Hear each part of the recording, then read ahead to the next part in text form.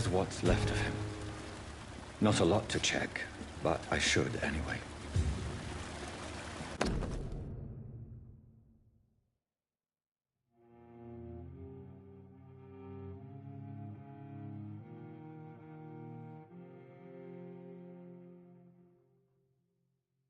Some voucher for a free checkup in Whitechapel. What is Nurse Crane up to? I really must find her.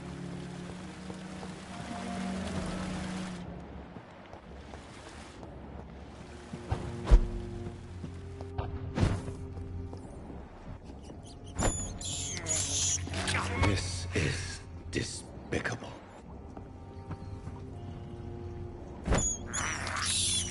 I have this thirst for blood.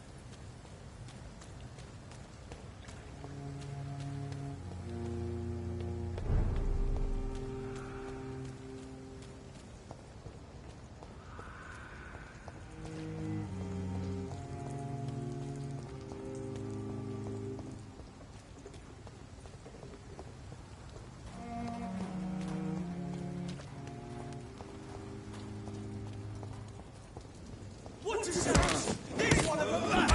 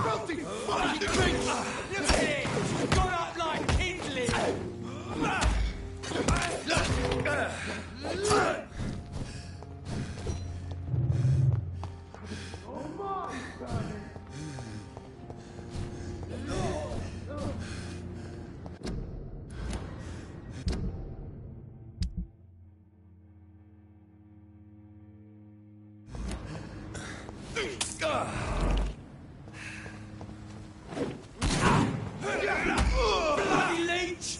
It's down!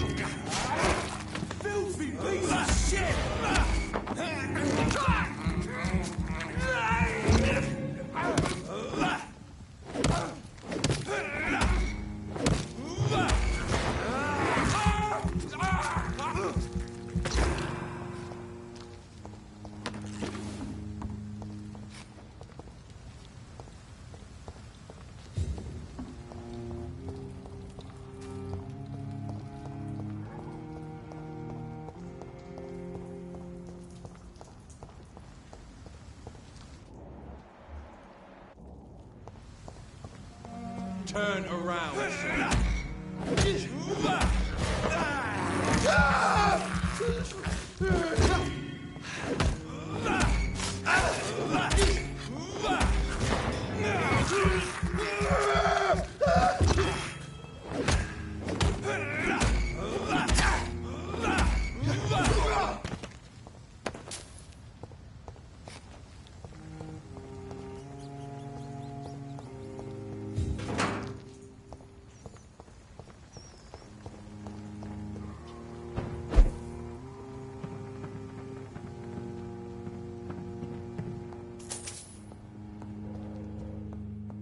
I cannot enter.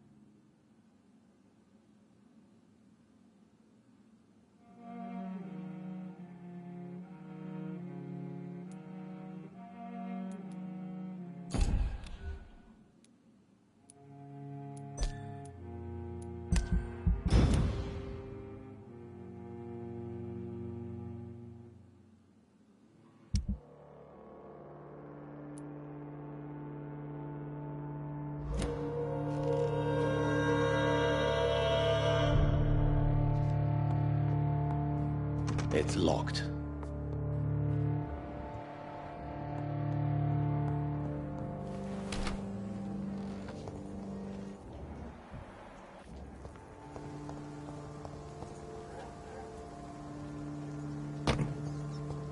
I'll send you back in a fucking blaze!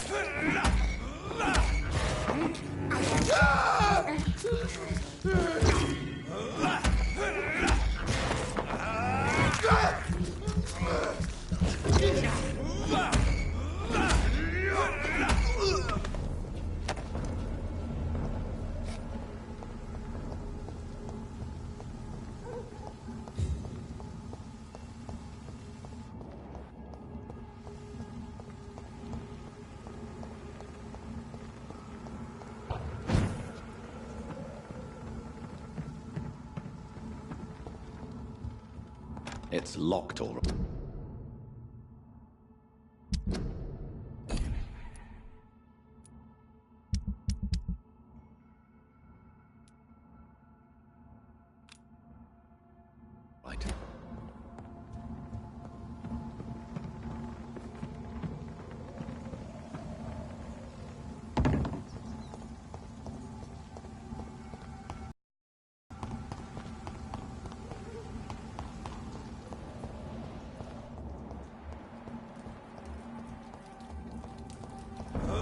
Leech spike! Watch out!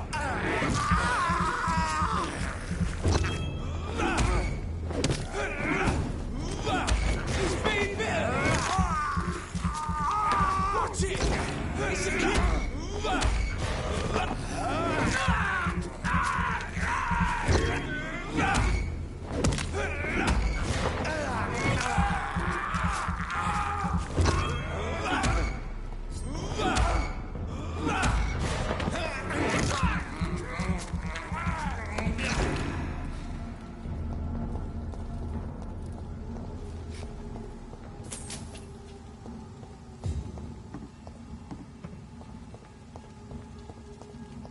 It's locked.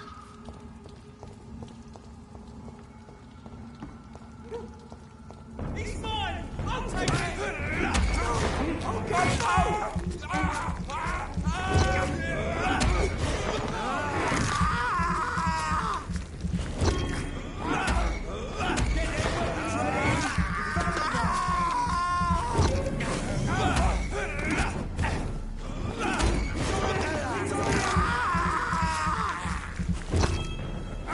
It's too fucking fast! Oh, that's not that far! Fuck, he's fast!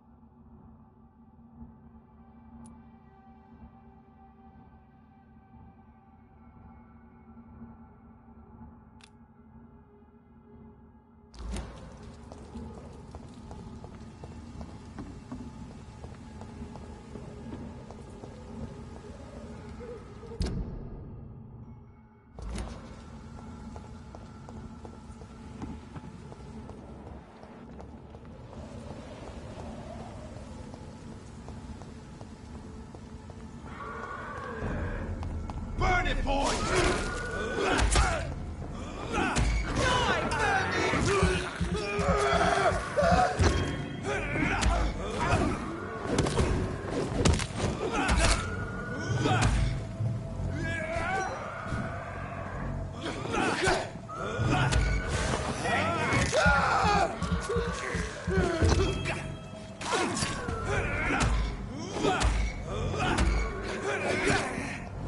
What's happening to you?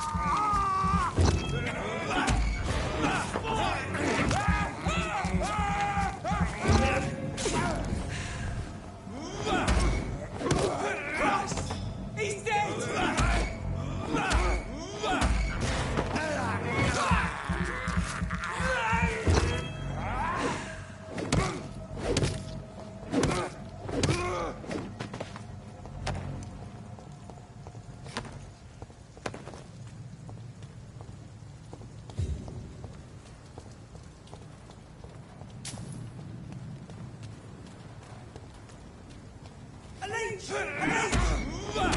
It's too strong!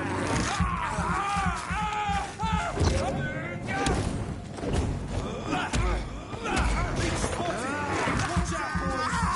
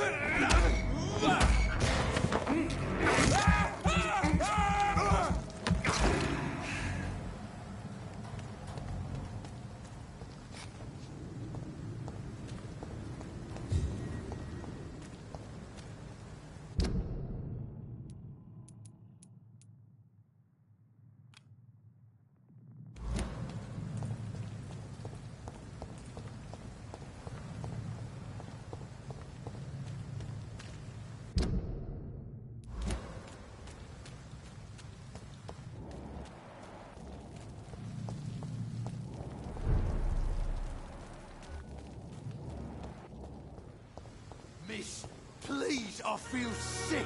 Get over here now. Good evening, Mr. Cox. Dr. Reed.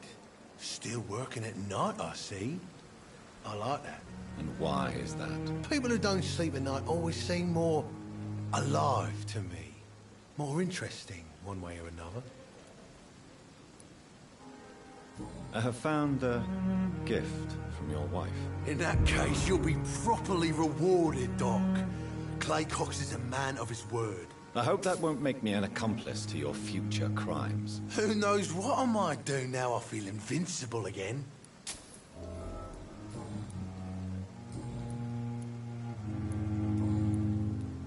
Do you ever think about that poor fellow I saw you push in the water? The wound he gave me will make sure I don't forget him.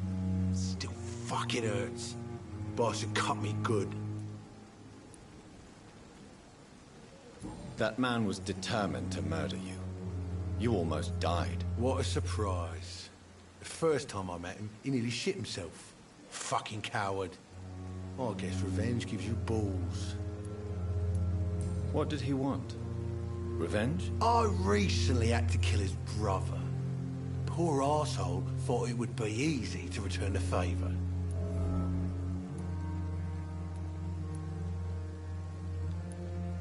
You're a monster, Mr. Cox. An ungrateful and disgusting man. I'm the toughest bastard you'll ever meet, Dr. Reed. And I don't give a fuck what you think of me. What? You're a monster. I'm the toughest bastard. How is your hospitalization going, Mr. Cox? This is a shitty place with shitty staff. But as long as I'm treated all right, I'll be fine. What's wrong with the Pembroke staff? That bastard you sent to bring me here, Milton, I thought he was going to break all my bones before I reached my bed. I see. Any other smart comments? The nurses aren't too ugly. Especially that foxy one, Nurse Crane. Pretty brunette, tough attitude, all I like that.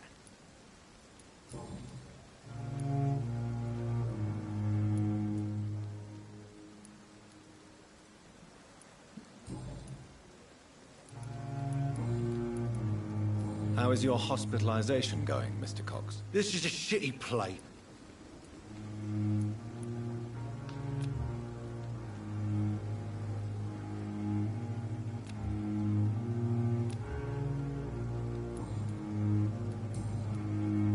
I'll leave you for now, Mr. Cox.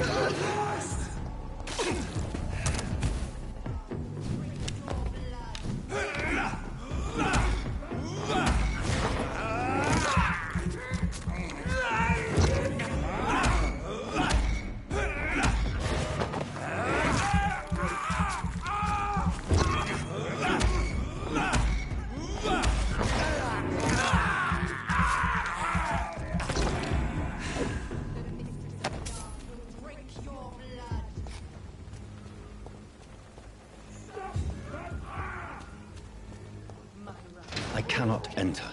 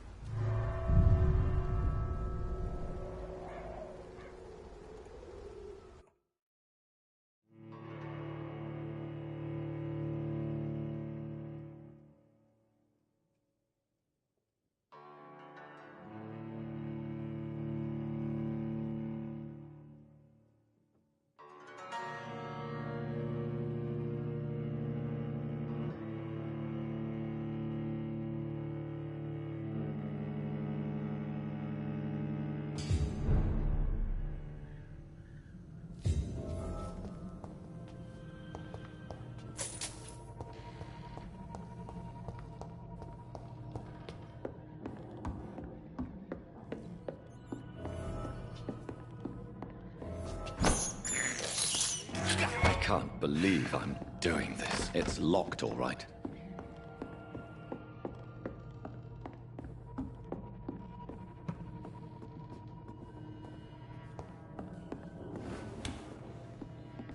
Get away from me! Stop touching me with your disgusting hands!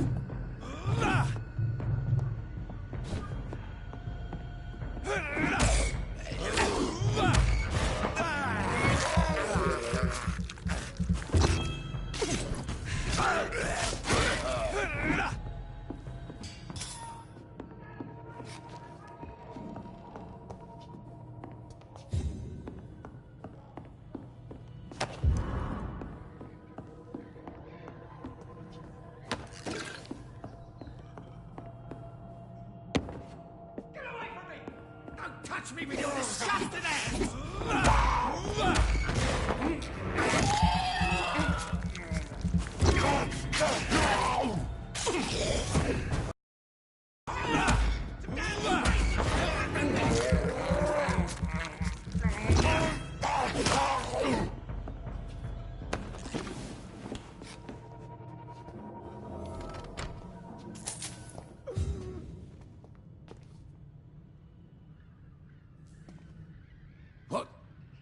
What happened?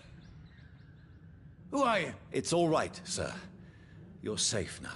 Oh, a fellow Englishman. Thank you, sir. For a moment, I thought those bloody heathens had killed me. What are you doing here? This place is not safe. Yeah, it's a cesspool, but it's mine. I came to collect some overdue rent, but those who still live here have gone completely bonkers. You're very lucky to be alive. Yeah, filthy immigrants. Fucking savages, every one of them. And now with this bloody fever, they're just animals. You can find safety of sorts in Whitechapel. If you're quick and cautious, you'll be able to avoid the savages.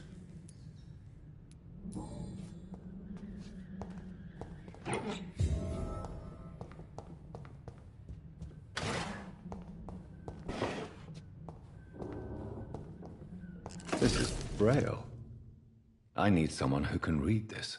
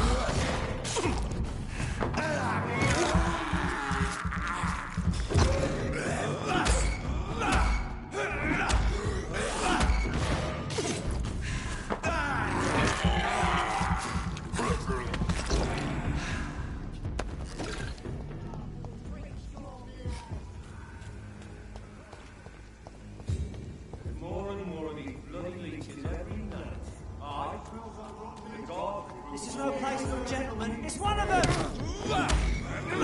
It's a leech! Kill it!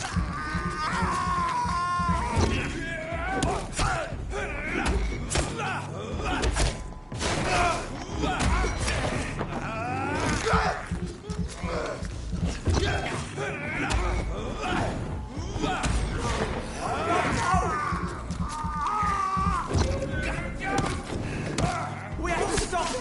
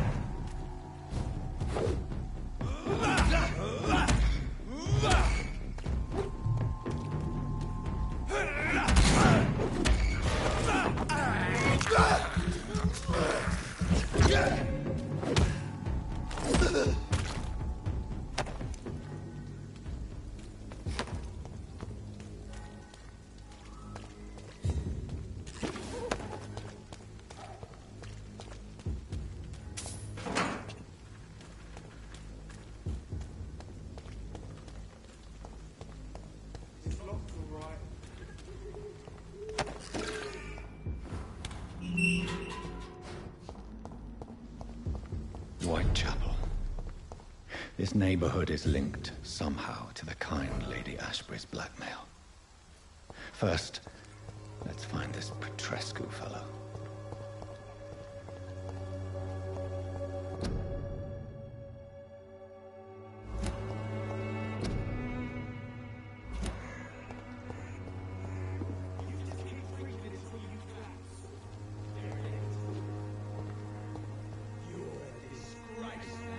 Fuck you all!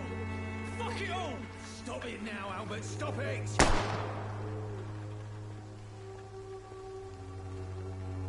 won't end up another drunk arsehole living in the streets.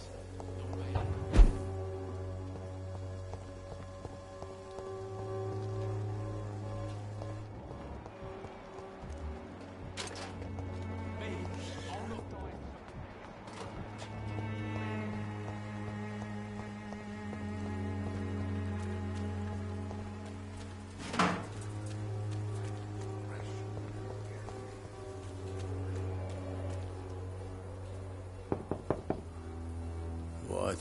What do you want?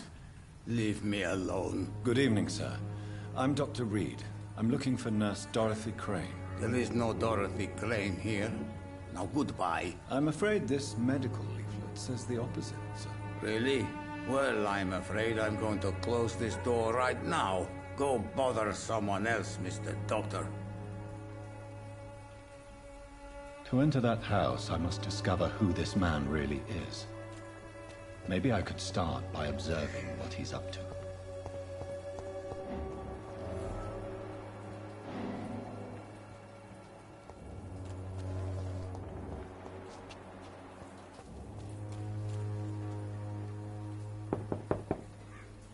There's nobody here.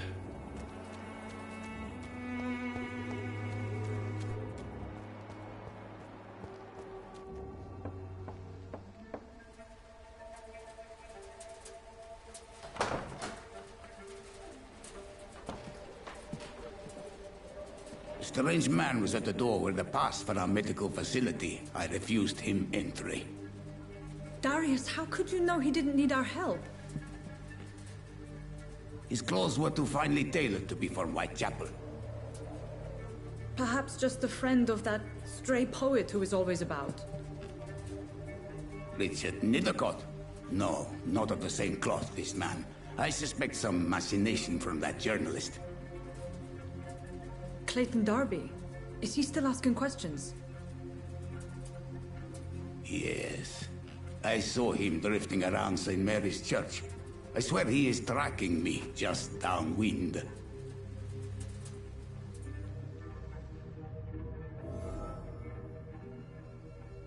I must talk to that journalist or the poet. They must know about Darius. Nearby the church they just mentioned.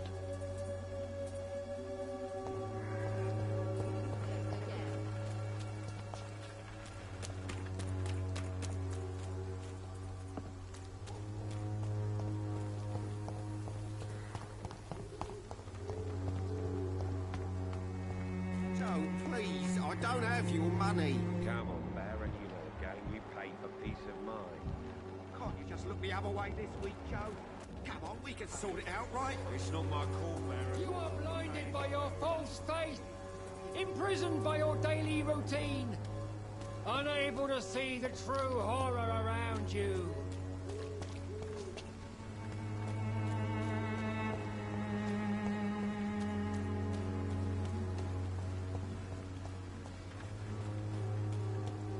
Soon the time... Forgive my interruption. Do not apologize, my son. Father Tobias Whitaker is always happy to teach mortals about the incoming Armageddon. I am Dr. Jonathan Reed, and I just have a few questions. A scientist? You are much more lost than I thought, my son. Do you know Nurse Dorothy Crane from the Pembroke Hospital? I'd like to know more about her. I don't like the liberal ideas of nurses, but I especially abhor that Nurse Crane you mentioned.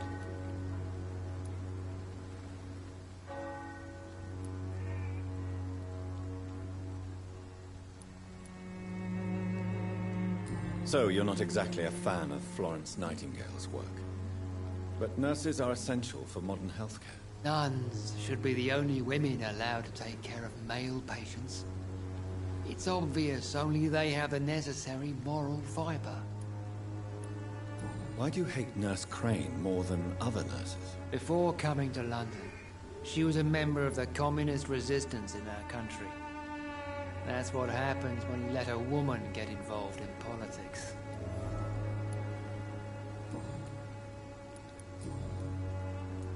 Have you any friends? Any family left in these terrible times? No. But I have a disciple I see as my son. He is so devoted. I sent him to preach the good word in the heart of this corrupted city.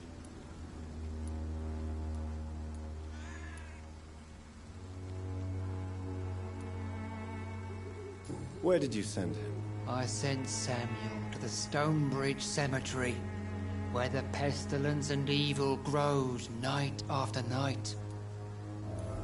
You sent him on some preaching crusade during the epidemic. As a true believer, Samuel will fear no evil while he walks through the valley of the shadow of death.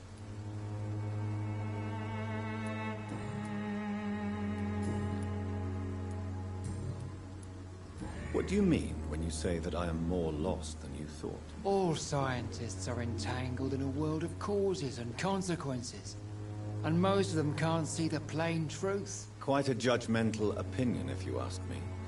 But what do I know? Blinded by science as I am. But you are seeking answers, aren't you? Answers about the Armageddon about to strike the city. Answers about the hidden truth.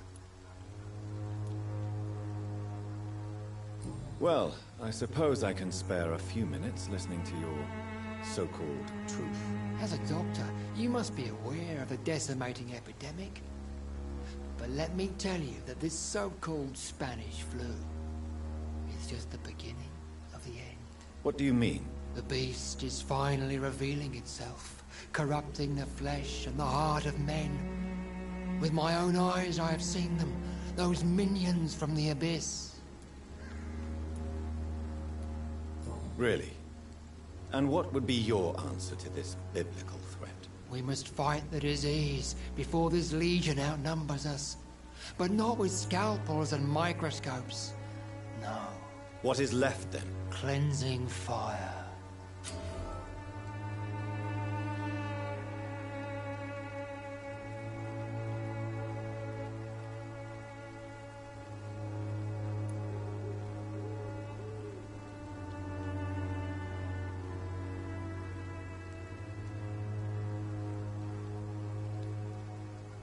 Tell me, Tobias, what exactly is your plan concerning the cleansing of this city? God will recognize his own.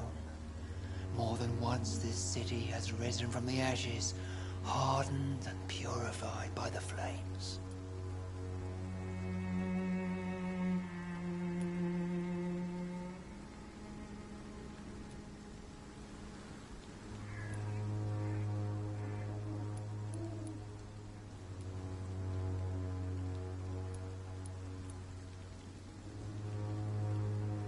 Purification by fire has proved useful, but where do you stop? Burn the clothes? The buildings? The corpses? Worse? Your lack of faith is predictable. But my task is to convince rational minds like yours to see the light. This is God's will. You're mad and dangerous. You're nothing but a soulless butcher. A small-time Torquemada. The Savonarola of Whitechapel. My son, if you think salvation is a free gift, go listen to the lies of that pompous fool, Joseph. Joseph, a fool? Vicar Larrabee of St. Mary's Church. While he continues preaching his fraudulent redemption, more and more people die in the streets.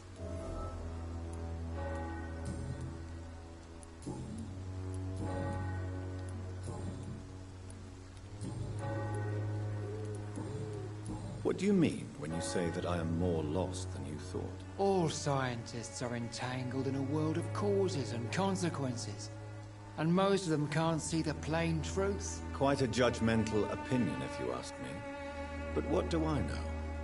Blinded by science as I am. But you are seeking answers, aren't you? Answers about the Armageddon about to strike the city. Answers about the hidden truth. I am. But the answers I seek are based on facts, not superstition. Also, Quite a but you... Well, I suppose I can spare a few minutes listening to your so-called truth. As a doctor, you must be aware of the What do you... The beast.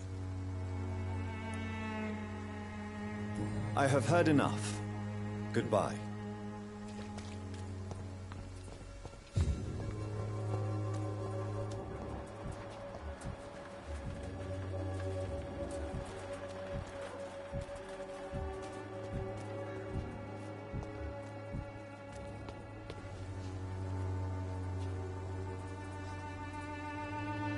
Excuse me, sir. Are you familiar with this part of town? Name's Clayton Darby, reporter. Sorry, I'm new to Whitechapel. But perhaps you could help me since you're a journalist. My name is Jonathan Reed. Dr. Reed, the famous surgeon. I'll gladly help if I'm able, sir. I heard you're investigating an underground medical dispensary in Whitechapel. What do you know about it? Not much, I'm afraid. They are wary of strangers, and I'm not really an acquaintance of theirs. You can.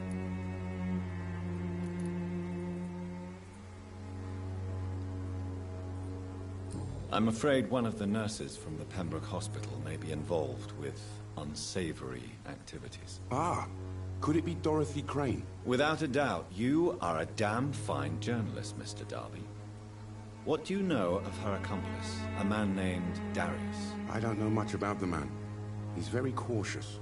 Never goes out. Doesn't seem to have any friends or family. He never goes out? No. A few days ago, he unexpectedly did. I followed him, but it was just a ruse to keep me away from his house. Really? How do you know? He went to the nearest mailbox, but just before posting his letter, he ripped it up and threw it away.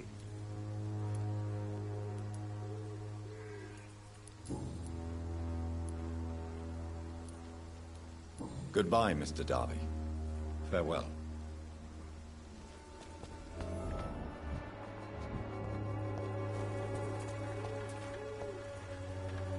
Excuse me, sir. I have a few questions for you. Another journalist? I didn't answer the first one, so piss off! I'm not a journalist, I'm a doctor. A doctor, you say? It's quite a rare breed in this part of town. Really? But still, here I am. Dr. Jonathan Reed, at your service. I'm Joe Peterson to some, but Colossus Joe to most. And I don't remember asking for your service, sir. Have you heard of a nurse named Dorothy Crane? She's a colleague of mine, and is supposed to live around here. Dorothy Crane? Yeah, I know her. One of the few good souls who dare to help the sick around here. Could you please tell me more about her? She's a nice girl. Tries to help the migrants. I offered to give her a hand, but she said my reputation would attract too much attention. Goodbye, Mr. Peterson.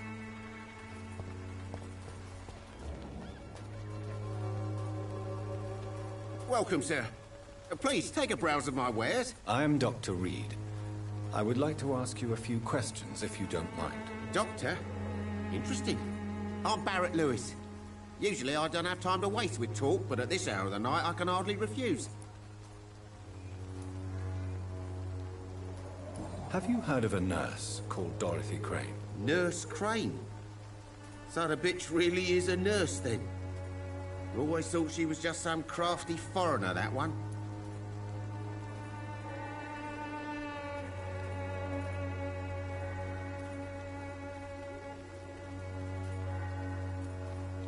So she's trying to help her fellow immigrants.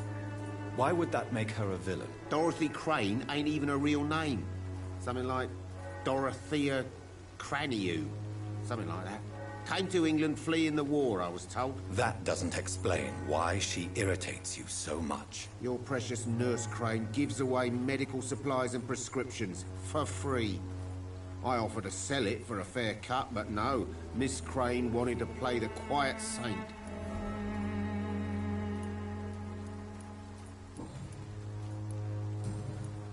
Right then. Show me what you have.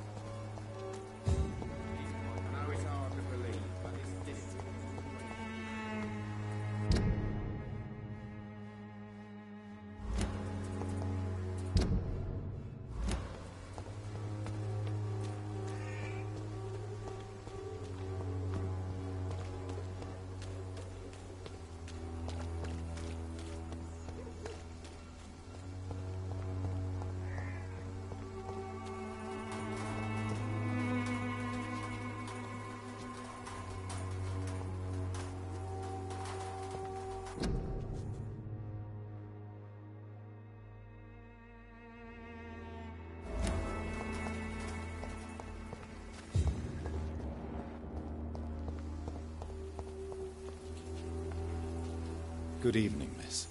I'm Dr. Reed. I'd like to ask you a few questions. I know what you're thinking.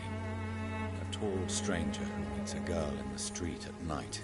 It reeks of the penny dreadfuls. But I mean you no harm, truly.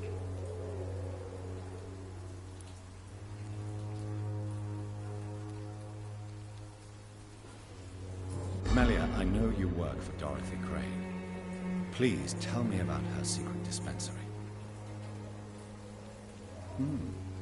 A stubborn and mute comrade. Nurse Crane and Darius Petrescu have been clever.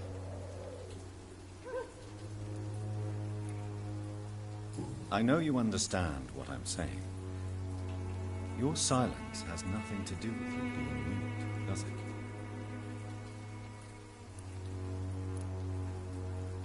Very well. Goodbye, then.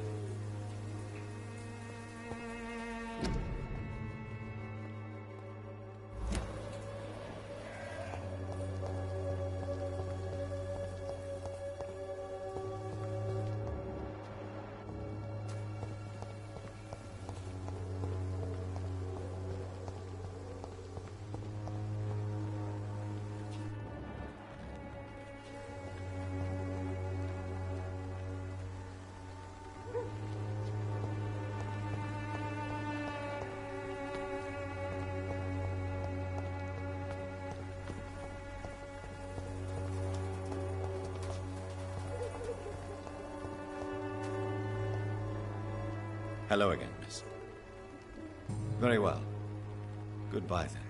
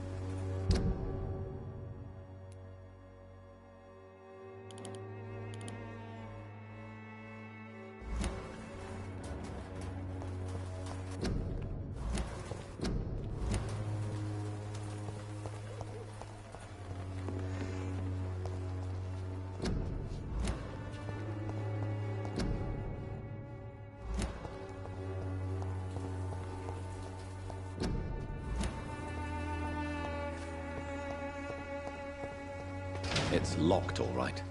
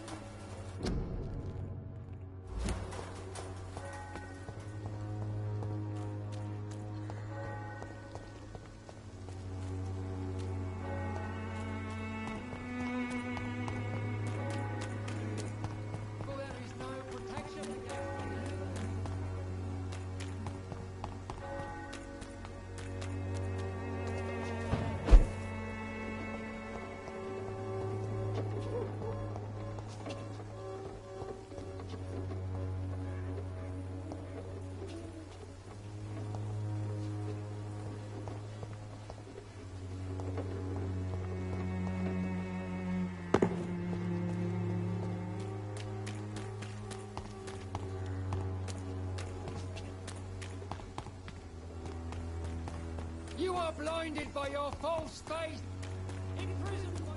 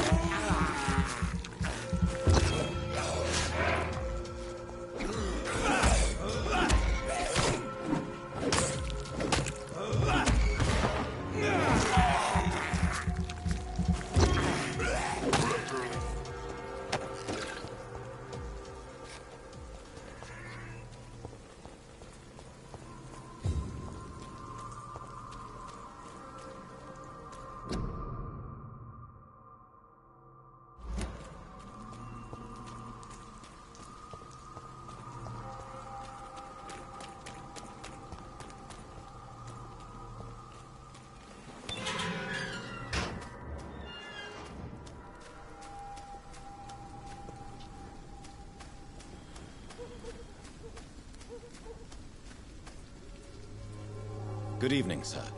I'm Dr. Reed. I would like to ask you a few questions. Please be my guest. Although I may not be the best informant regarding this part of town, my words speak about that which the eyes cannot see. Really? Are you an artist of some kind? I'm a poet, sir. Richard Nethercott, at your service. May I ask you a few questions about the district? Extraordinary part of town, is it not? I'll be glad to help you, if I can. What can you tell me about an old man called Darius? Darius Petrescu? Yes, I know him. At first, I thought he was only a small publisher. I invited him to publish my work, but his reaction was pretty clear. Not interested in your talent? Darius is an old political activist who takes delight in printing tracts and lampoons. Those communist activities only require mediocre writing skills. I'm looking for Dorothy Crane, a nurse who lives in this vicinity. Dorothy Crane. Oh, I love the name. The Crane of Whitechapel. Sounds very mysterious. But, sorry, no, never heard of her.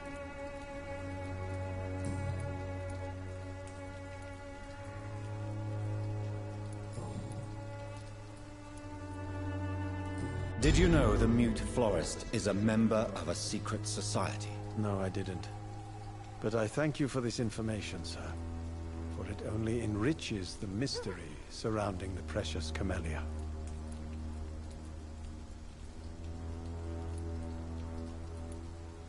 Are you not curious? Is there not more you wish to know? That girl has not an ounce of malice in her. Whatever she may be hiding, it's certain to be for the benefit of most, if not all.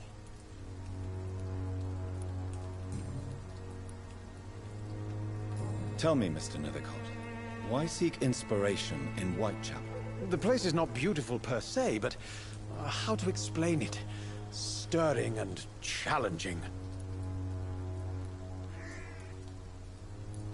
In what way, exactly? The struggle by gaslight, the barren smiles, and the arid hunger under the rain.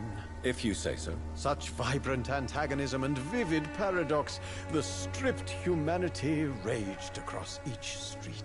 Vivid, of course, yes. And what about the poignant distress? Oh yes, the poignant distress. You see what I mean, don't you? That's what I want to write about, and that's what Whitechapel is made of.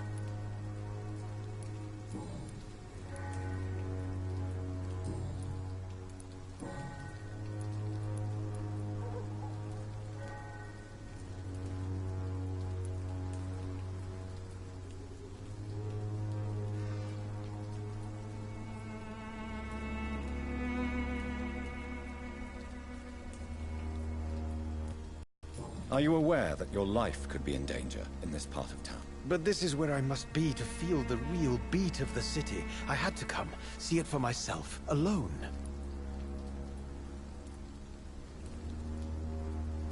If some misfortune came upon you, who would be here to help you? Well, you, for a start, my dear doctor.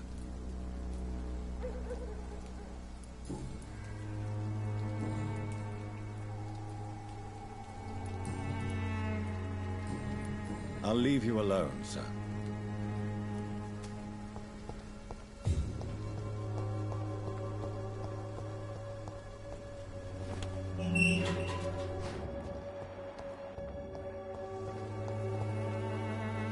Hello again, miss.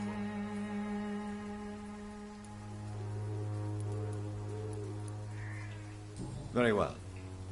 Goodbye, then.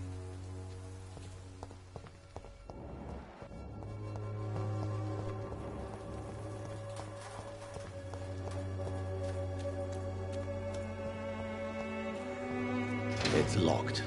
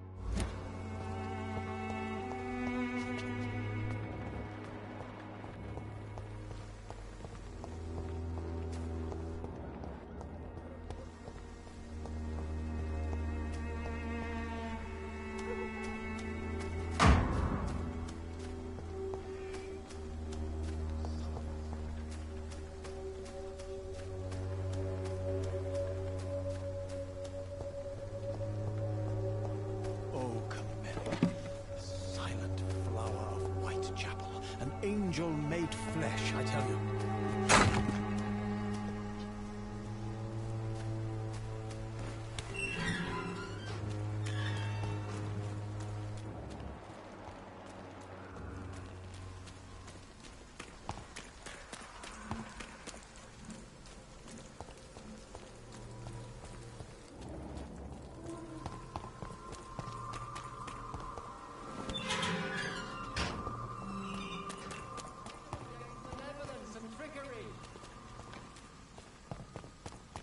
You are blinded by your false faith, imprisoned by your...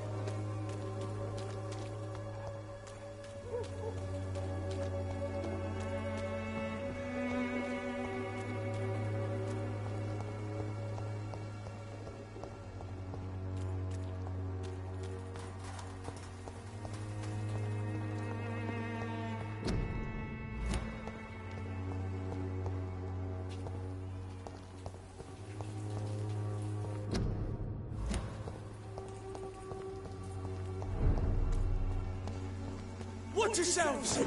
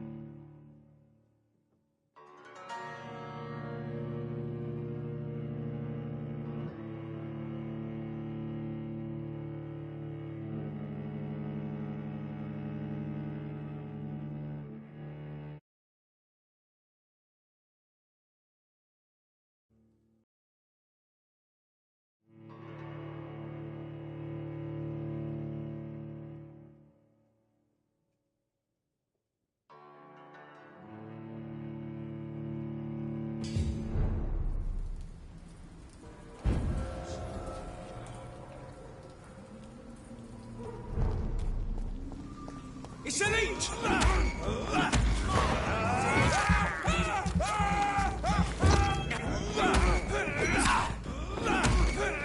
The power of the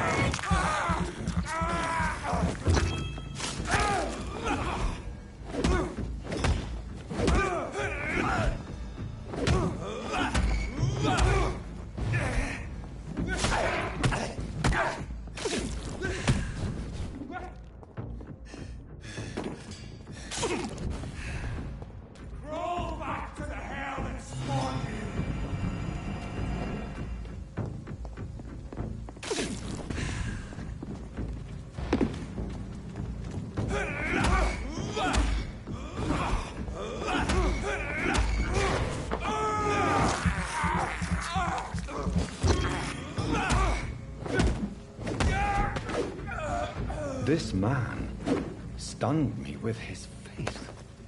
His crucifix. This is not good news.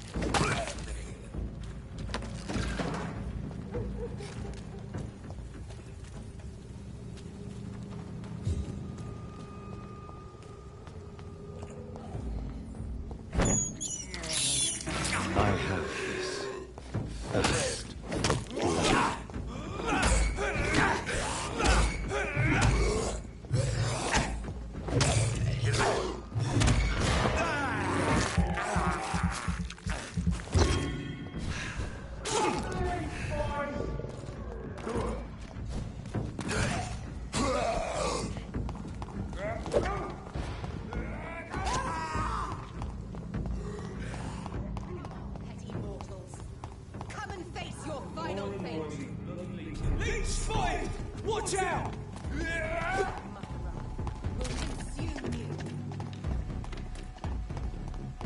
It's mine! I'll take it!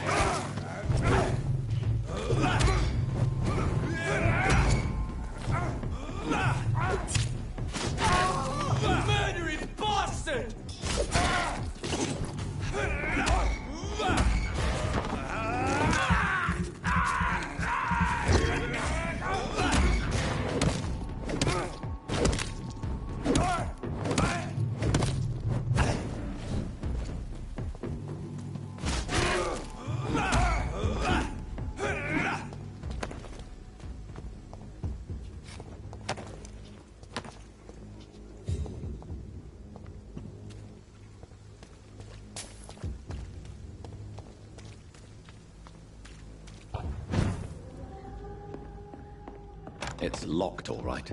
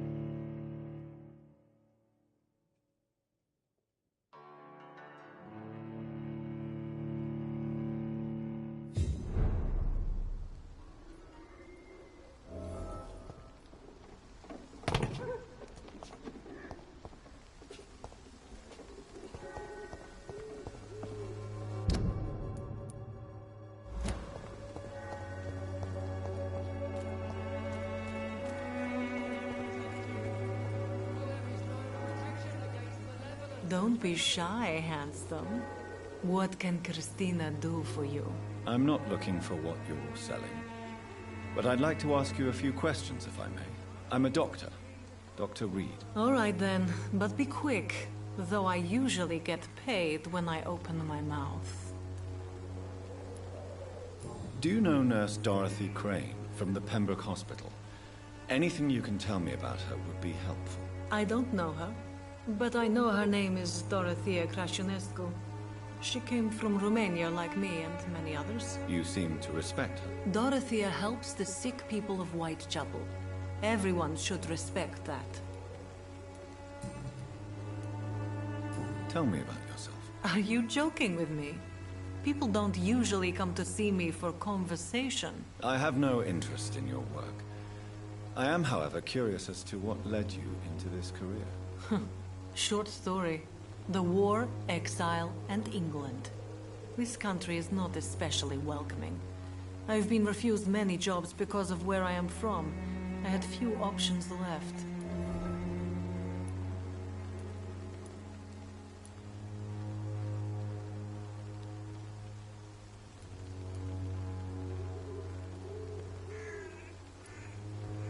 I always thought I was the master of my own fate. But now I know we don't always have control over our lives. I don't judge you. You know, this money is not only for me. I have good reasons to need this money quickly. But it is not your concern, Doctor.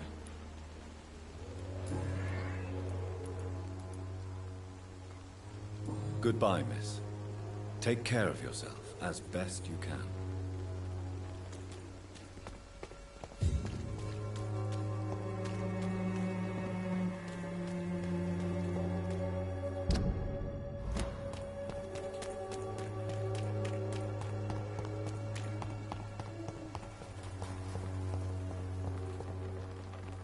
Hello again, miss.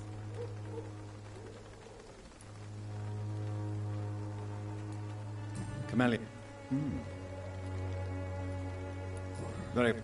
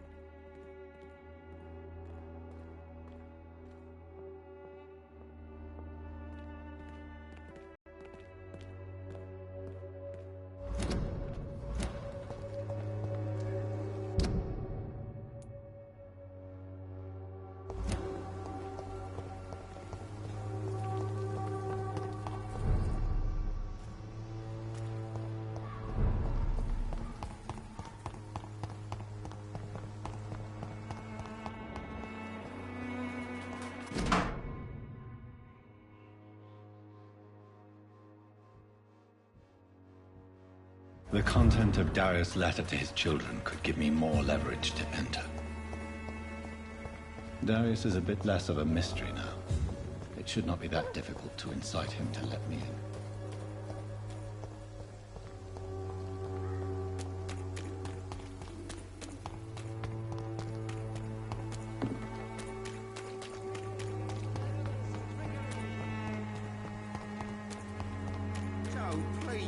don't have your money. Come on,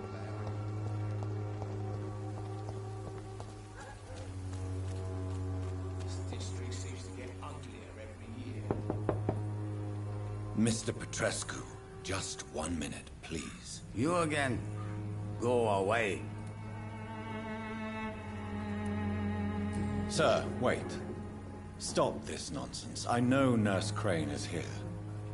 Shall we speak man to man, you and I? All right. Speak up. Don't you see we're on the same side? We fight to help the poor, sick, and abandoned. I'm nothing like you, Mr. Doctor. Yes, you are. You too believe in providing medical care without charge. You know what we have to sacrifice to make the world a better place. I have to admit your words have conviction. All right, I'll let you see, Dorothea. Don't make me regret this, though.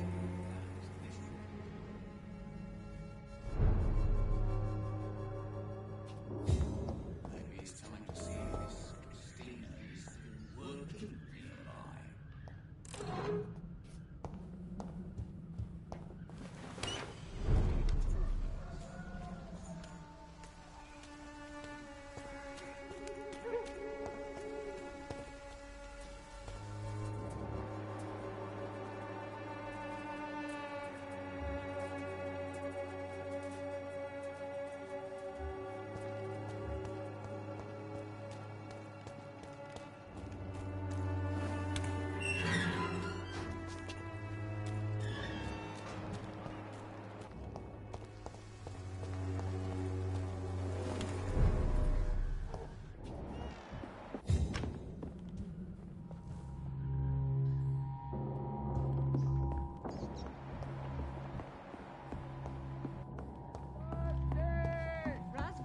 Control yourself. Calm. Calm.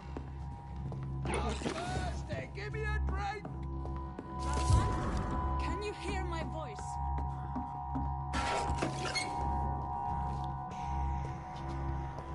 I need help. What do we have here, nurse? Patient Razvan Vasily. High fever running on 3 days. Complaints of dizziness, muscle aches, and head pain. Diagnosed with influenza. Treatment? Aspirin and salicin for the fever and discomfort. Liquids for dehydration, but he's having trouble keeping even water down.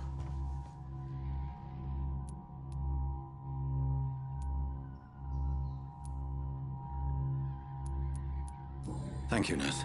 Anything else I should know? He did lose consciousness this morning, but he's never had convulsions like these. He's not convulsing, he's choking. He's not getting any air. Scalpel! Hand me that scalpel! What can I do, Doctor?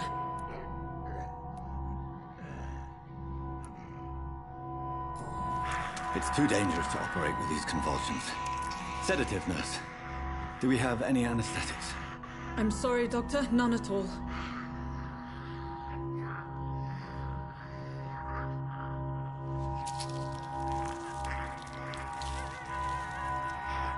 I need to perform a tracheostomy. Short pipe. That rubber tube will do. We're going to cut a passage for air through the neck. Yes, Doctor. He's breathing again, but he's coughing up blood. Internal hemorrhaging. I need to make another incision into the chest cavity to drain the fluids from the lung. Prepare another tube. A thoracostomy. Doctor, we've nothing to fight the infection. We need an aseptic environment. Right then, Nurse Crane. What do you suggest we do? I've no idea. I'm not the doctor. Time is of the essence. We need to perform a thoracic drain. Yes, Doctor.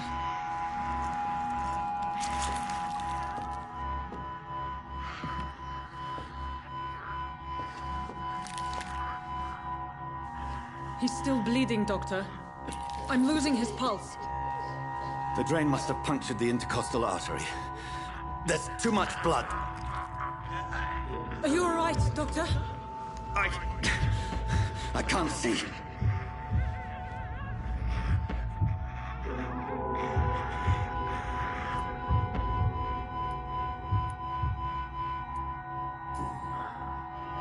I must first suture the artery. Find the wound. The source of the blood. Needle and thread, Doctor. Good. The stitches are holding. How's he doing? We're losing him. We've lost his pulse. He's dying, Doctor!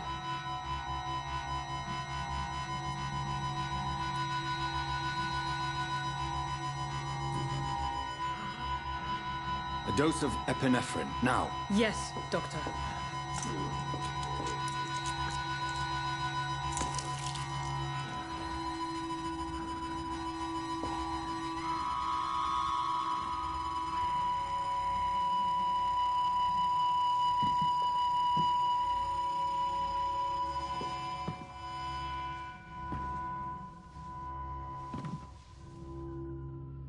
We've lost the pulse. He's gone, Doctor. Nurse, we did everything we could. Truly? Everything you could? Is that how you'll report this in your log? Is this how the war went? Piling up one poor corpse beside the next? This was not an influenza-induced seizure. I've never seen symptoms like these on the continent. Neither have I. But the previous symptoms leading up to this attack were the same, indistinguishable from the epidemic. No. There was something more vile in these reactions. Something primitive. There have been numerous reports of mental breakdowns caused by the fever that accompanies the flu itself, Doctor. Yes, but... I'd best take some samples of the blood for analysis.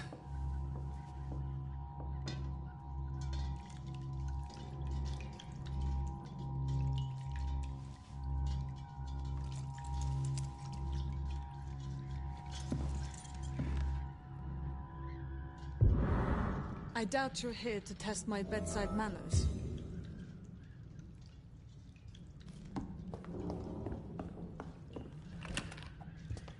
To what do I owe this courtesy? I suspect it was more than intuition alone that led you to us. So, how might I be of service, Dr. Reed?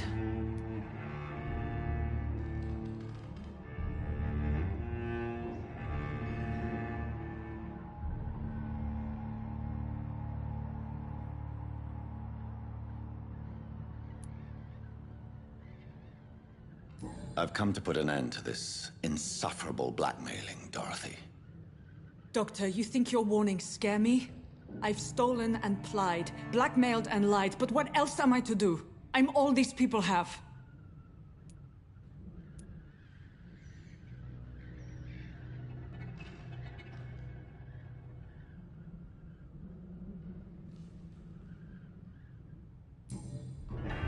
You've convinced me of the sincerity of your actions and their noble justifications. But all the same, blackmail is a crime, and it will stop, Nurse Crane.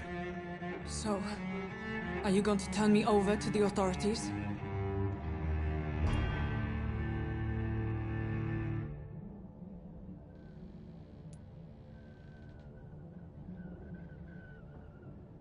Listen very carefully, Dorothy. You will erase from your memory everything you pretend to know about Lady Ashbury and Pembroke Hospital. Let that rich bitch off the hook over my dead Nurse body. Crane, enough. Listen as if your life depended on every word. I know you've a generous heart who gives freely to those in need, but you shall walk away from the shadier streets of your business. I will never abandon... Dorothy, the discussion has come to a close. Your clandestine activities in the Resistance are over. Let it go.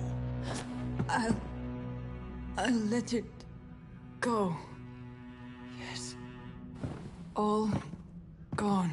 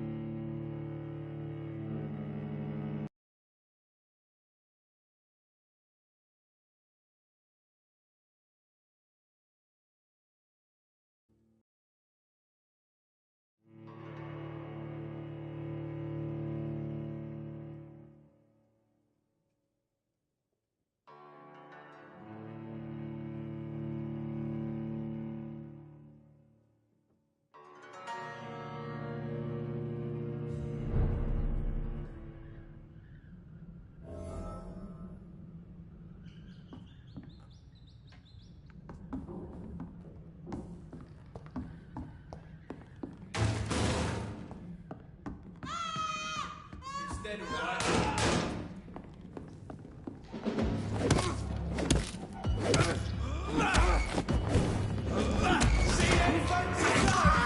one's the top! Oh, Christ!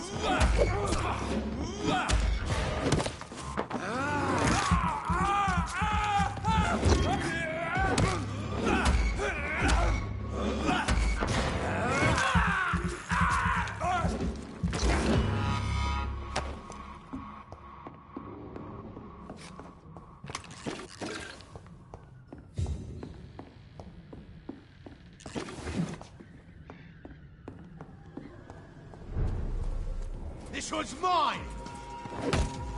It's a leech! Get it!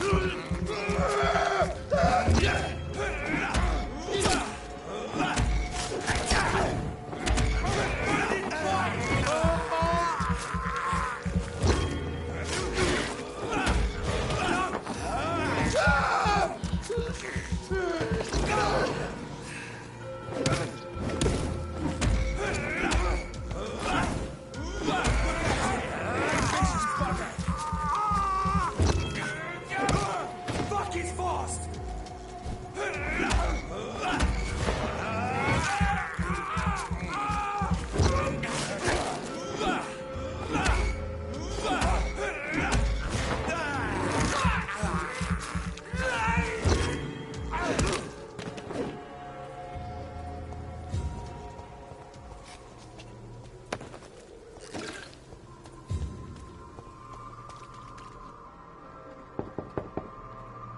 Hello, Mr. Petrescu. Hello, Dr. Reed.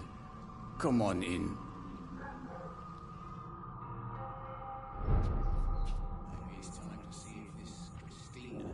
If you want to talk to Dorothea, you must go across the courtyard and take the stairs. We've not been formally introduced. May I ask your name and occupation, sir? I am Darius Petrescu. I'm here to keep snitches and spies away from Dorothea. And I also run this little print shop.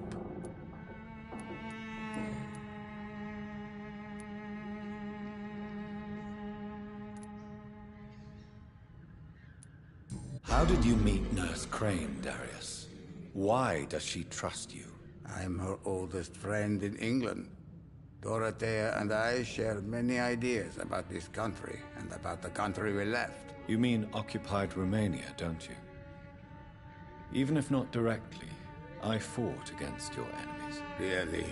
Then perhaps you have more in common with Dorothea than meets the eye, Dr. Reed. I know you fought for your country when it was occupied, Darius. Tell me more about it. I know my days are numbered, and I know I won't see my homeland again. But I fought for Romania all my life, and I will until my last breath. But Romania escaped the grasp of the Austro-Hungarian Empire. It's a free country again. But it's not the country I fought for. My homeland is not appeased, Doctor. And I still see a dark future ahead for my people. Do you have any family left, Mr. Petrescu?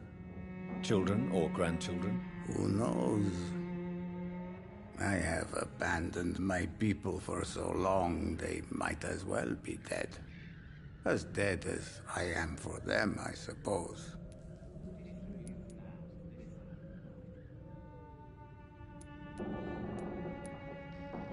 Don't be embarrassed, sir. If you must know, my own father disappeared many years ago, and I forgave him. It's quite awkward to talk about our families like this, but thank you, Dr. Reed. I appreciate your trust. This war won't last forever. Did you ever think of returning to your country now it's free? No. I have taught strength and determination to my sons and daughters. I'm an old, dying man who only has memories of better times to cherish.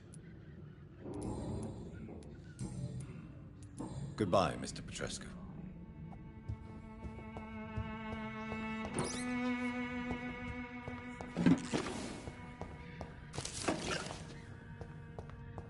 It's locked.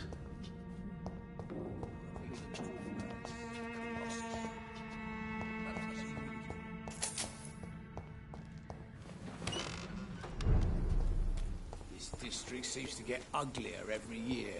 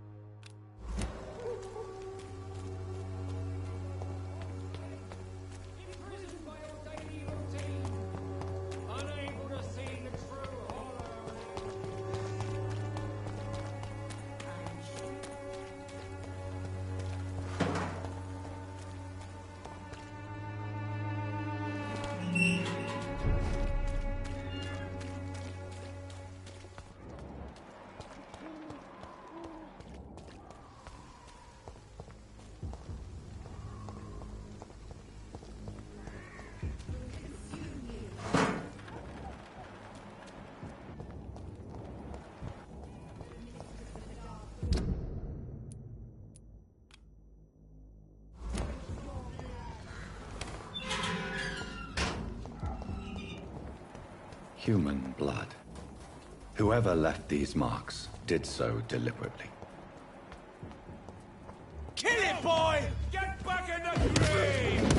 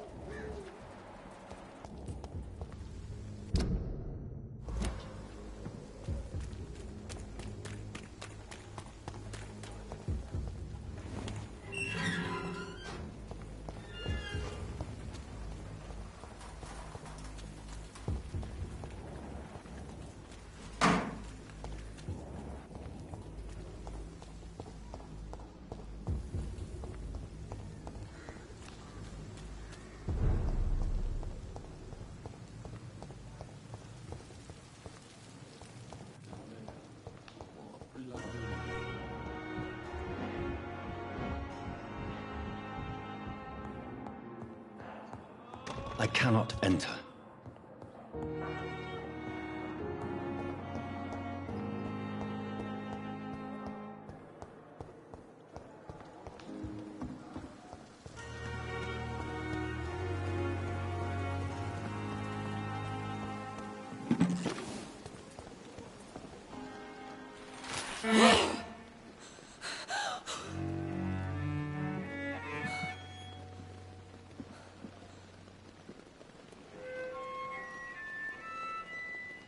I would ask you to avert your eyes, sir.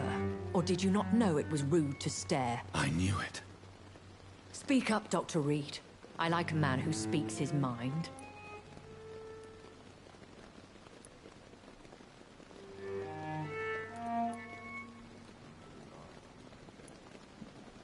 You killed him. He trusted you. And you killed him. Spare me your sarcasm, Jonathan. You are but newly born in this world.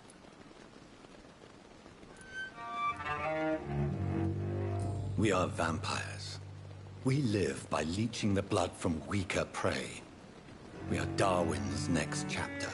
His cynical and perhaps ultimate expression. The situation is somewhat awkward nonetheless. I have not been observed sustaining myself for many decades.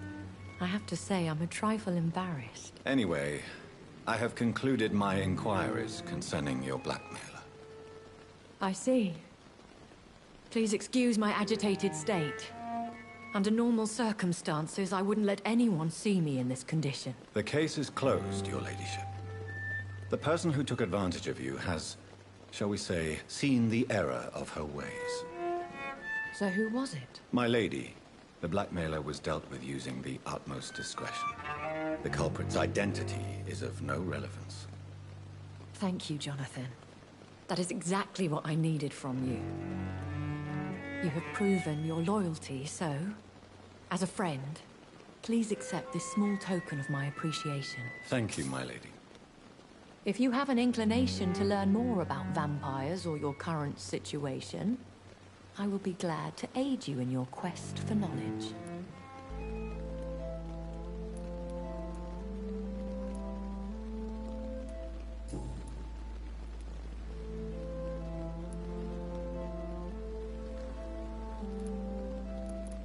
I know this is beyond the pale, but may I inquire your age? Really? And I thought you were gentlemen. If you must know, I'm 27. I've been 27 for a long time now, and 27 I shall remain.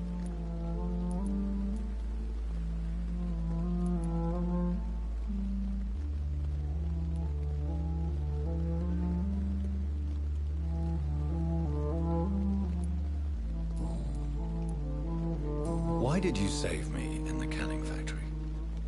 I could hardly stand by and watch such a promising young blood as yourself be torn to shreds by some gutter scowl.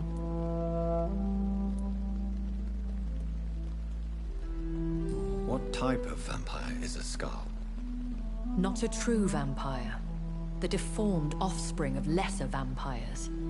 It is a shame these creatures run wild, slaves to their baser instincts.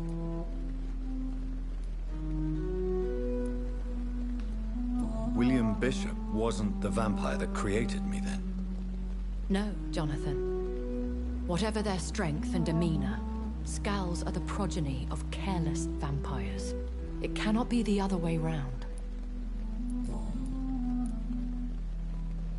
Why does Dr. Swansea allow you to feed on the patients of the hospital?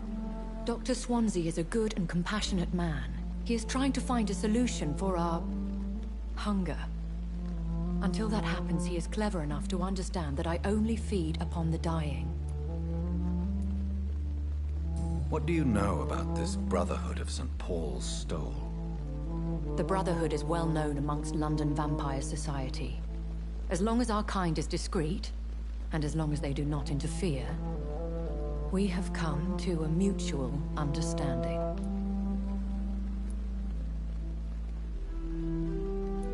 And no one suspected you of the murders? As you well know, suspicion has recently fallen on me of killing for pleasure. But you have my word, Jonathan. I take no pleasure in taking a life.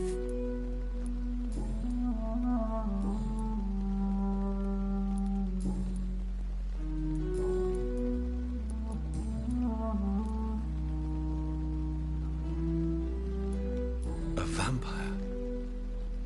Is that what I am? What we are? Such a crude word, defined by penny dreadfuls and drunken hacks. No. You are now an Ekon, and that you shall remain.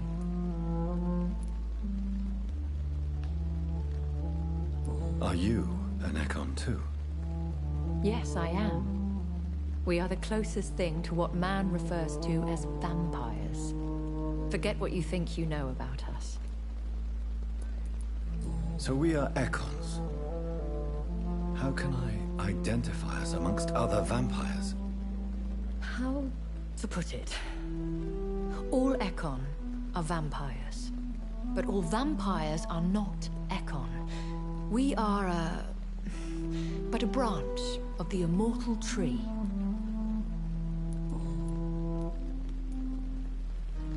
I don't understand.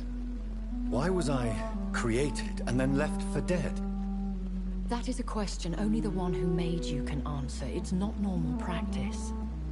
I doubt even if you find him, he will answer you, considering how cruelly he treated you.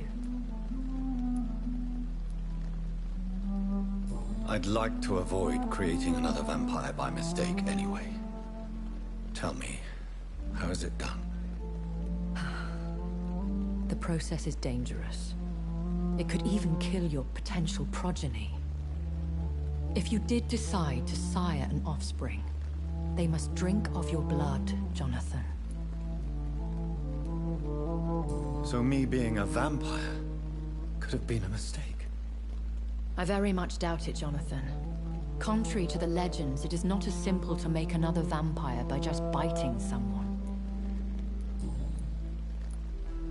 I've been hearing a voice talking in my head. Is this some kind of insanity? It feels like the voice of the vampire that created me. Hush. Tell no one this. It would be unwise to talk of such things amongst British immortals. Speak no more of your maker. Excuse my forwardness, but are you my maker? Me? Goodness, no. Only a foolish immortal would create a progeny without taking precaution, and I'm no fool. How could this cause offense? Only the powerful immortals can mentally call to their progeny. No vampire or hunter will sleep easy, knowing that an unidentified elder is stalking the streets of London.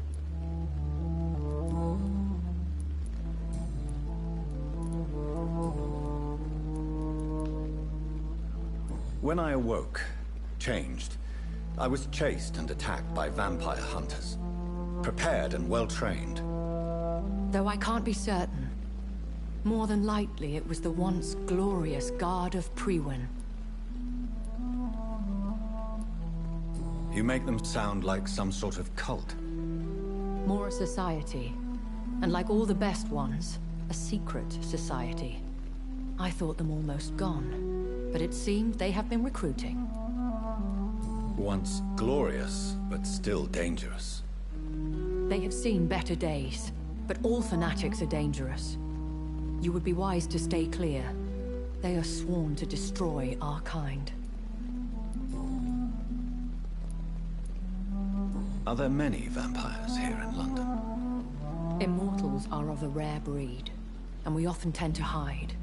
But you may occasionally meet some of us at night. Do you know any of them? Have you an idea of the identity of the vampire who attacked me? You mean your maker? No, Jonathan, I have no clue. But I fear he or she is as careless as cruel. To let you discover your new condition by yourself. What do you mean?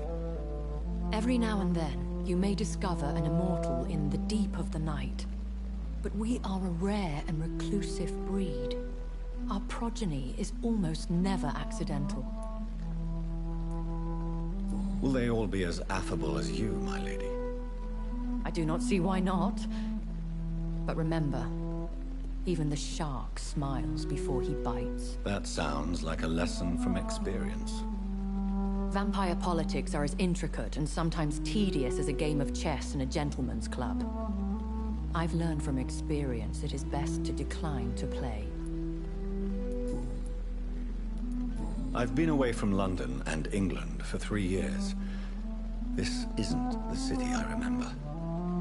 Things have gone from bad to worse here, Jonathan.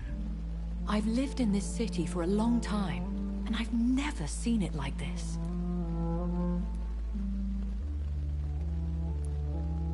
What is it you fear? Fear has long since flown this form. But there is something malevolent circling us. I feel fear is merely waiting in the wings. The Spanish flu has hit London that bad? Yes, but it's not just that. I've heard things. Things I've not heard for a very, very long time. There are whispers in the shadows. Something far worse than the Spanish flu is here in the city.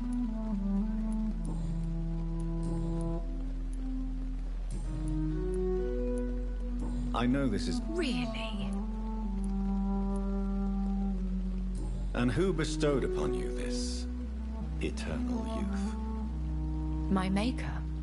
He left this isle a long time ago. Very well. But I believe there is more to this than you are saying. A lady has to have some secrets. I bid you farewell. For now, my lady. I must quickly analyze the blood I took from Nurse Crane's patient.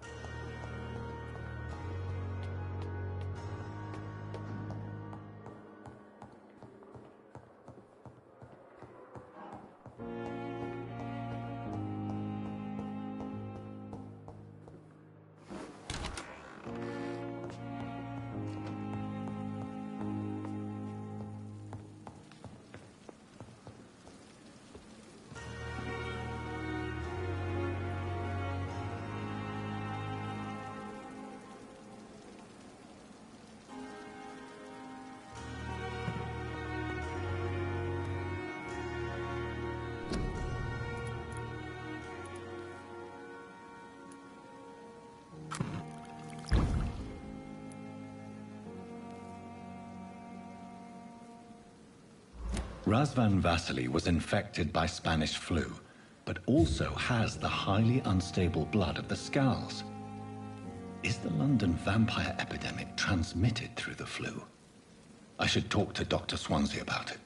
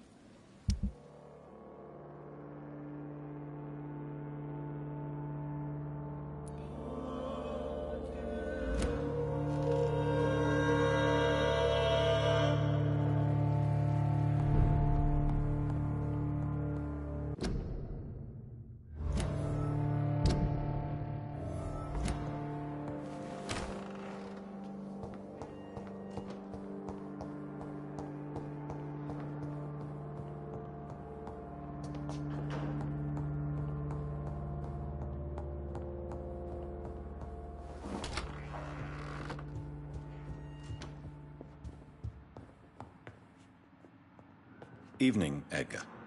Could I get your professional opinion? Please speak, but I have something important to tell you. This strain of flu, it's very different from the one I saw in Europe. It's downright peculiar. Really? What makes you say that?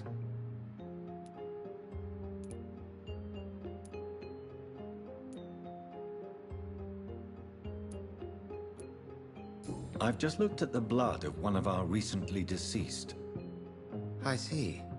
Do you have anything more to go on? This disease spreads and looks like the Spanish flu, but its effects differ greatly. The London strain is different from the continental one. This is very interesting. Did you find something else?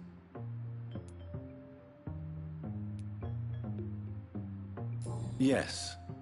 Unlike the flu, the infected begin to show an increase in outwardly aggressive behavior. More than simple agitation. Once docile people become violent. You mean like rabies? Is there a chance we could create a vaccine, Jonathan, like Pasteur? By the stove, that would be smashing. There's a lot we're not seeing here. But it is spreading, and quickly. If we don't act, the whole city could be lost. But Jonathan, we've a fantastic opportunity sitting right here in front of us. A weapon of choice. What on earth do you mean? Why, you, my dear boy. With your expertise and your blood, we could isolate the properties that course through your veins. Think about the possibilities.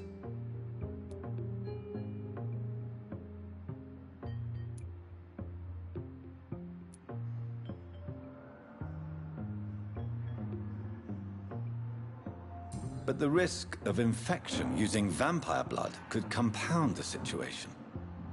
I know, but your blood now carries remarkable regenerative properties. With our minds and your blood, there's nothing we couldn't cure. We'll discuss this more later. Thank you for your time. No, thank you, Jonathan. But as I said, I needed to talk to you. I have some rather bad news. Yes? I'm afraid it's your sister. My sister? She's to be buried this evening at Whitechapel Cemetery. Your mother published the obituary this morning. I see. I'm sorry, Jonathan. Please accept my condolences.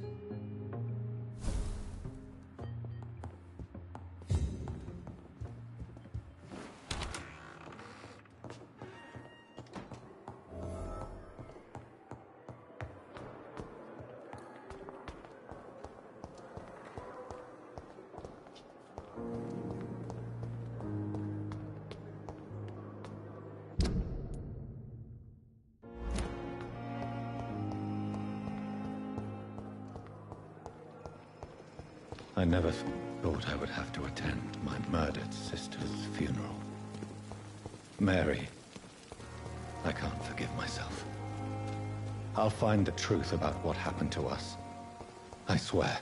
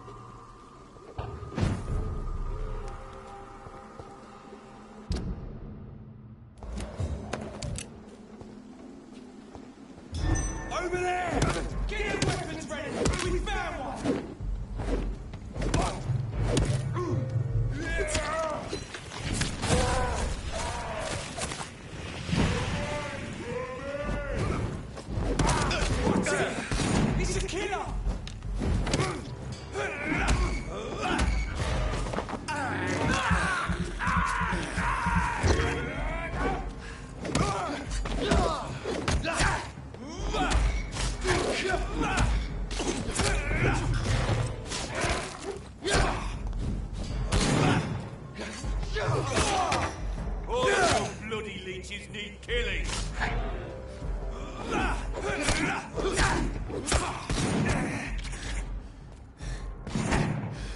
I'll get you back in a fucking grave!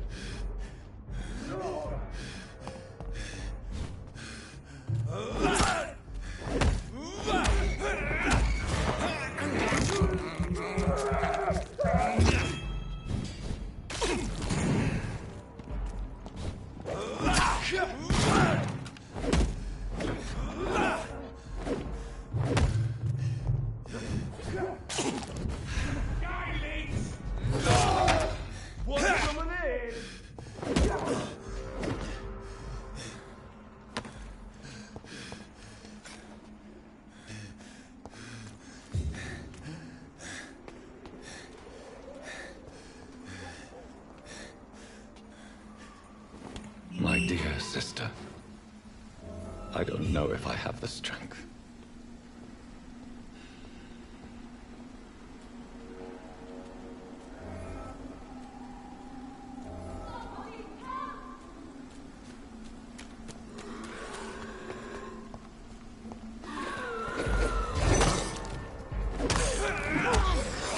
What do you want?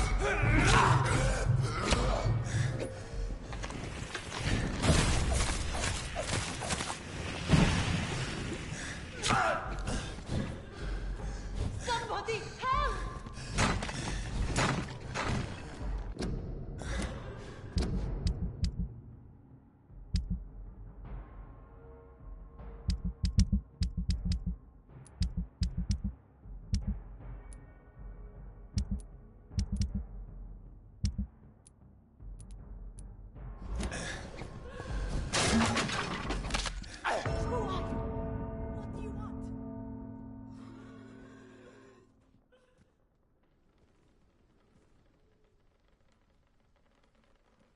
Somebody help!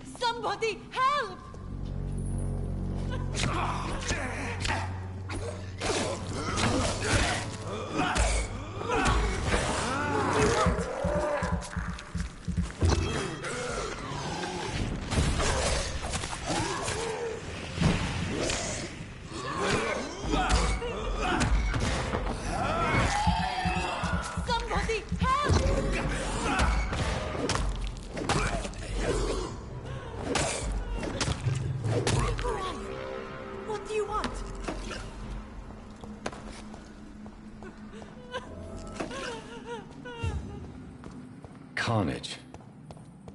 Is father... This man's far too old to be Samuel. No. By the look of his clothes, this man's a docker.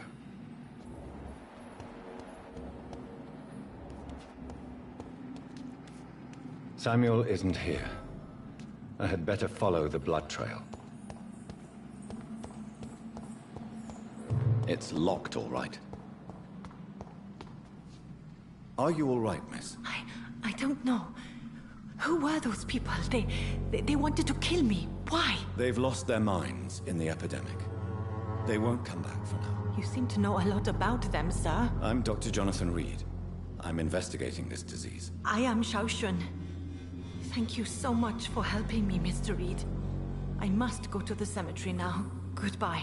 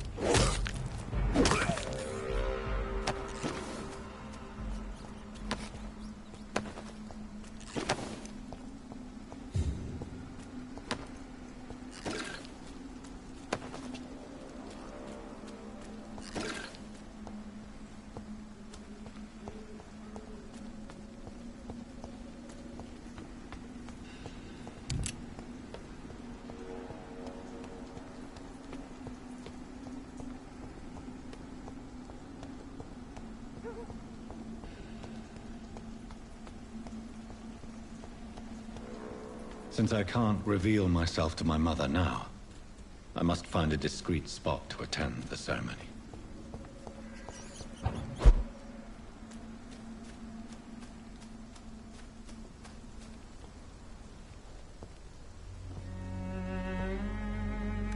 I am the resurrection and the life. He that believeth in me, though he were dead, yet shall he live.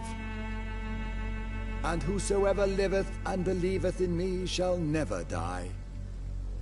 We commend unto thy hands of mercy, most merciful Father, the soul of our sister departed, and her body to the ground. Earth to earth, ashes to ashes, dust to dust.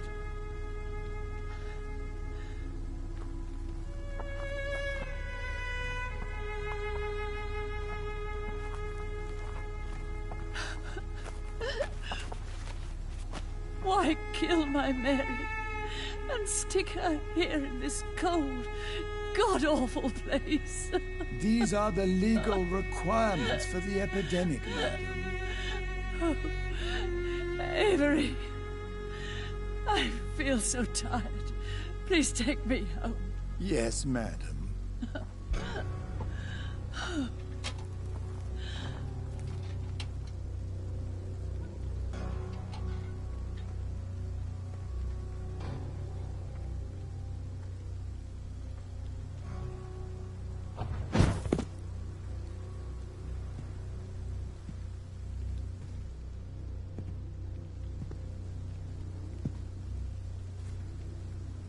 Oh, Mary. What have I done?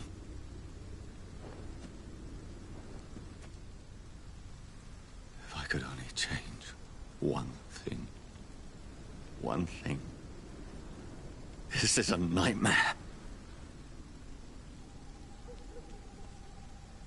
Jonathan, there is nothing you can do but accept it.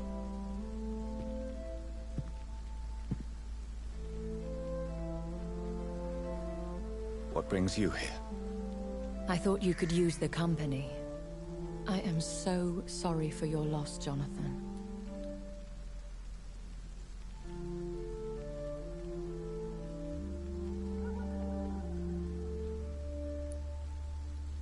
She was a good person. Vibrant, full of life. She was kindness incarnate, my Mary. You're a good person, Jonathan. And a young Ekon. A newborn cast into the night without so much as a candle to guide your way. She had been scouring the most dangerous parts of London in search of me. And it led to her death. Jonathan, don't. I still hear her last thoughts. They echo in my head. Her mind shattered, and it haunts me. Jonathan, stop. Listen carefully. You must come to terms with this. You must learn to live with what happened.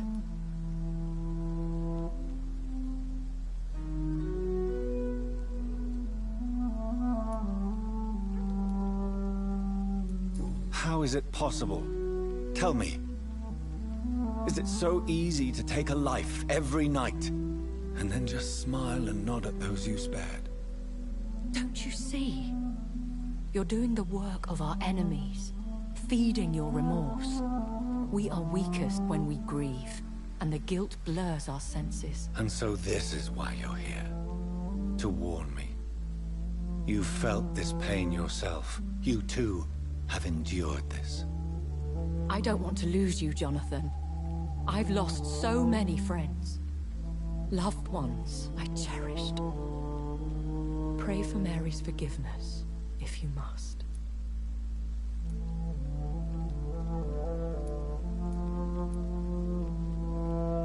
Thank you, my lady. I will. Good. But be careful. If I found you here, others may too. What should I do then? St. Mary's Church is not far from here. Go there and make your peace.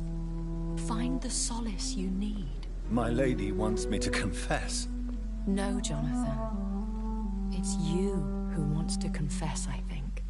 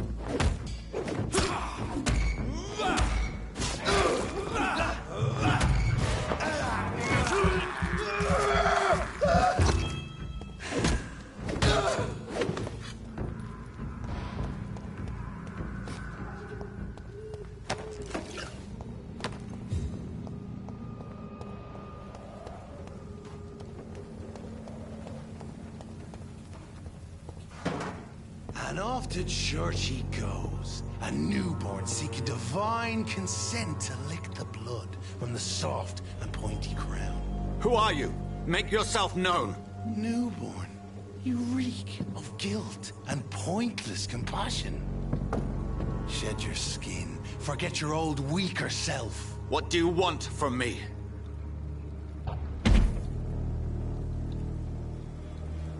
Ascalon does not approve of lone wolves who bring unwanted eyes to our pastures. So your name is Ascalon? Ascalon's will is vampire law. Learn them, abide by them, or I shall return as your judge and jury.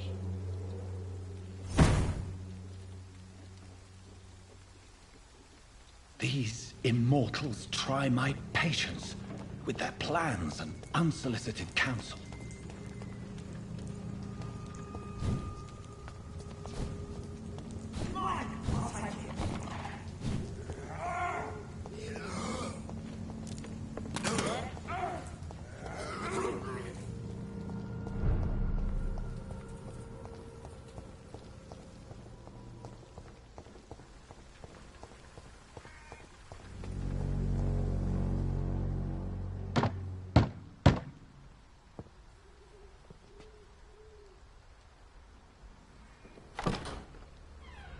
Yes? What is it that you want? I'm sorry to disturb you at such a late hour. No worries, my son. I'm still quite awake, having just returned from a funeral. Yes, I know. I've forgotten what I wanted.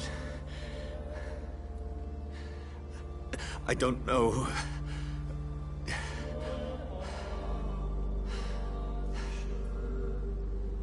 May I help you, child? You seem somewhat perturbed. I haven't the strength to cross the threshold. I wish to pray, to cleanse my soul. The church is shut by order of the bishop. But I'm still the vicar of St. Mary's, if that is any use to you, my son.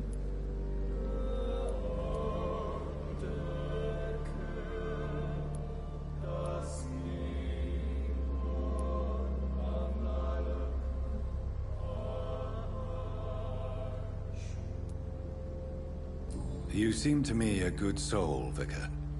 But this is a personal matter. There are no secrets from God, my son. If your heart needs comfort, consider me your chapel. For I can be as silent as stone.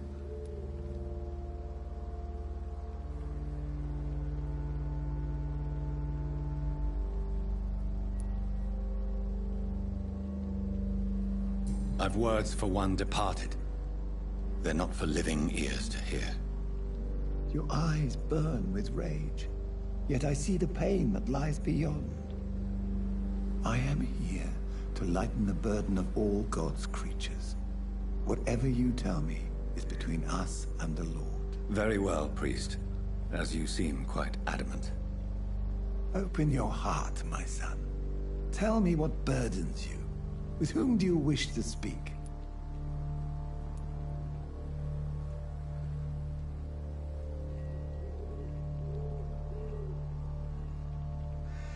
She was my sister. You seem so troubled by the loss of this girl. What happened to her?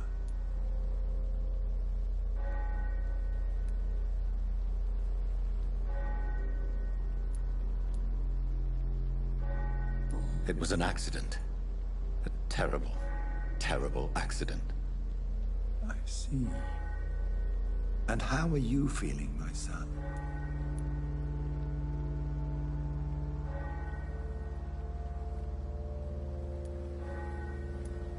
I feel responsible. The pain is consuming me. I have a final question for you, my son. This is of the utmost importance. Ask your question, Vicar. What would you like her to know?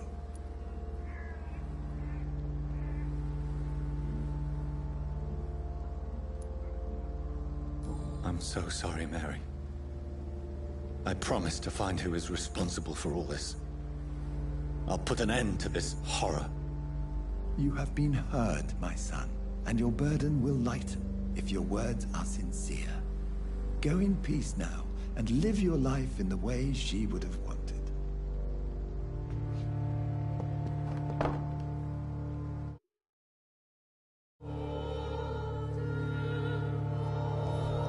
Whatever happened on this dock is between my sister and I. It does not concern God at all.